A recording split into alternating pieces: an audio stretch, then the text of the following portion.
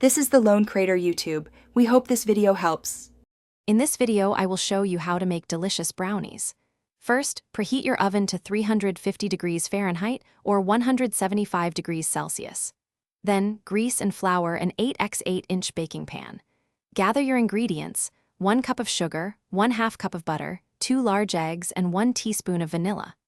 Also, have 1/2 cup of flour, 1/3 cup of cocoa powder, 1/4 teaspoon of baking powder, and 1/4 teaspoon of salt ready. Now let's get mixing. In a saucepan, melt 1/2 cup of unsalted butter. Remove from heat and stir in 1 cup of sugar until combined.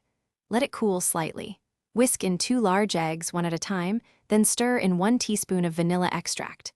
In a separate bowl, combine 1/2 cup of flour, 1/3 cup of cocoa powder, 1/4 teaspoon of baking powder, and 1/4 teaspoon of salt. Gradually add these dry ingredients to the wet mixture, mixing until just combined. Avoid overmixing for the best texture. With your batter ready, pour it evenly into the prepared 8x8-inch baking pan. Spread it out with a spatula for consistent thickness.